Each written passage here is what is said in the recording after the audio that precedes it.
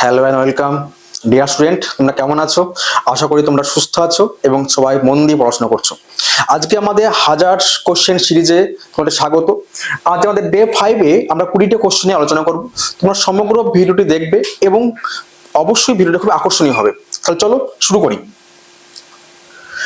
প্রথম প্রশ্ন হচ্ছে, মানুষের মস্তিষ্কের স্নায়ুর সংখ্যা কত? সঠিক উত্তর কি? 22 জোড়া। মানুষের মস্তিষ্কের স্নায়ুর সংখ্যা হচ্ছে 12 জোড়া। ঠিক আছে, ওকে। কাশ্মীর উপত্যকা কোন দুটি পর্বতের মাঝে অবস্থিত? কাশ্মীর উপত্যকা কোন দুটি পর্বতের মাঝে অবস্থিত? দেখো, এটা কাশ্মীর, জম্মু কাশ্মীর। ঠিক আছে, এই জম্মু কাশ্মীরের এরকম জায়গায় রয়েছে কি আমাদের ভারতবর্ষের ভূস্বর্গ, কাশ্মীর উপত্যকা। এই কাশ্মীর উপত্যকার উপর দিকে কি রয়েছে? উপর দিকে রয়েছে জাস্কার পর্বতশ্রেণী, এরকম জায়গাতে। নিচের দিকে কি রয়েছে? পীর পাঞ্জাল পর্বতশ্রেণী। তাহলে তোমরাই বলো কি উত্তর হবে? কাশ্মীর উপত্যকা কোন দুটি পর্বতশ্রেণীর মাঝে অবস্থান করছে? সঠিক উত্তর অপশন সি, পীর পাঞ্জাল এবং জাস্কার পর্বতশ্রেণী। ওকে, থার্ড কোশ্চেন। পীর পাঞ্জাল জাস্কারের পরে ভারতে কোন রাজ্যে সবচেয়ে বেশি নদী রয়েছে? ভারতবর্ষে কোন রাজ্যে বেশি নদী? এই অপশন অনুযায়ী উত্তর হবে কেরলা, এই অপশন অনুযায়ী। কিন্তু বিভিন্ন বইয়ে এবং নেটে দেখবে এর উত্তর দেয় অন্ধ্রপ্রদেশ। ঠিক আছে, অন্ধ্রপ্রদেশের উত্তর দেয়। সুতরাং এই অপশন অনুযায়ী উত্তর আছে কেরলা।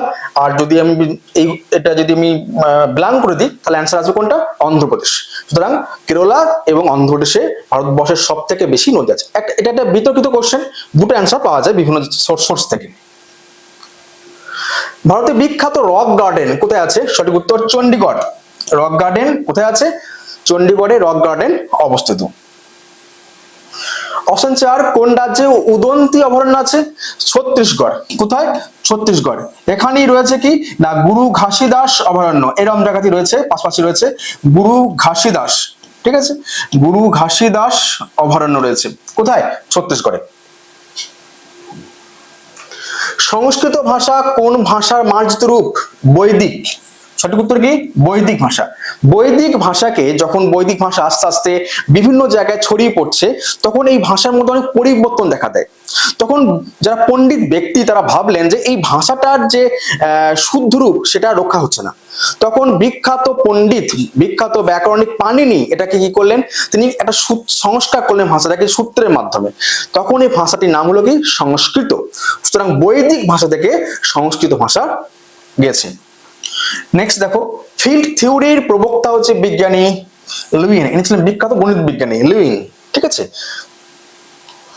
পশ্চিমবঙ্গের নথিবদ্ধ মোট বনভূমির আয়তনের কত শতাংশ আছে? সঠিক উত্তর 13.4% রয়েছে মোট বনভূমির পার্সেন্টেজ।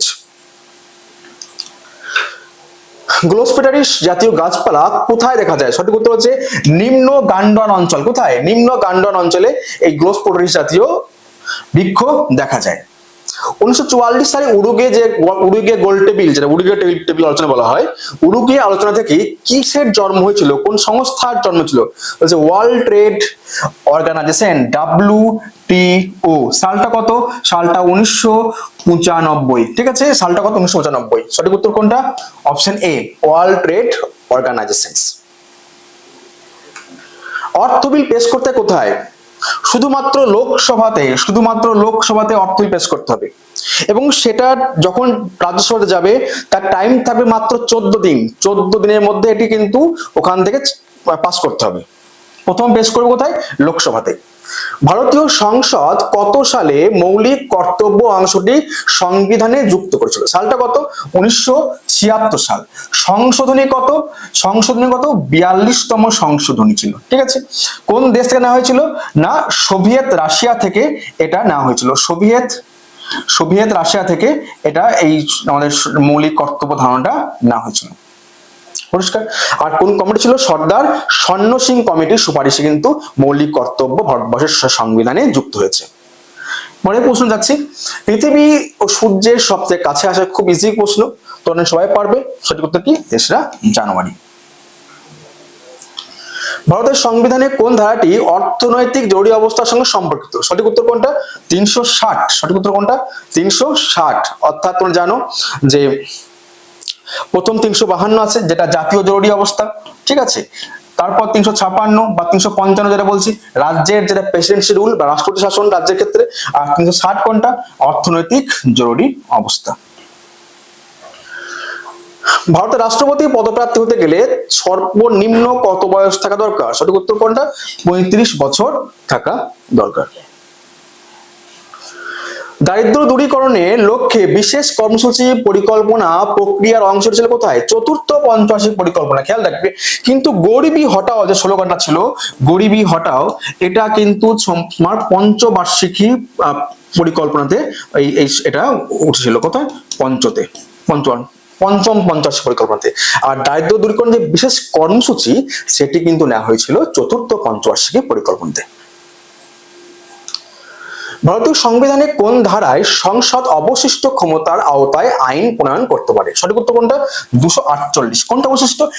যেটা সংবিধানে বলা নেই যে কোনটা কেন্দ্রে কোনটা রাজ্যের, সেই অবশিষ্ট অংশ কিন্তু সেই বিষয়ে আইন করতে পারে আমাদের কেন্দ্র সরকার ধারা 248 অনুযায়ী।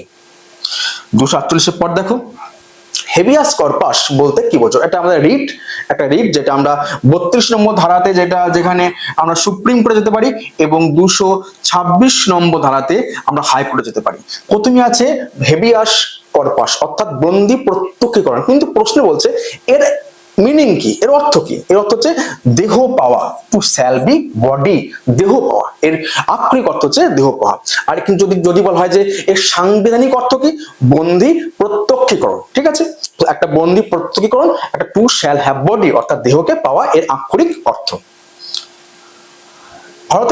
ভারতে প্রকৃত অর্থে বিকেন্দ্রীভূত পরিকল্পনা হয়েছিল অষ্টম পঞ্চবার্ষিক পরিকল্পনা থেকে এটা শুরু হয়েছিল। কত? অষ্টম পঞ্চবার্ষিক পরিকল্পনা। পপিটেট চেন কি? এটা আর কিছু না, তোমরা জানো অ্যামিনো অ্যাসিড একটা চেন একটা, ঠিক আছে, অ্যামিনো অ্যাসিড। ঠিক আছে, তো এই ছিল তোমাদের 20টি প্রশ্ন।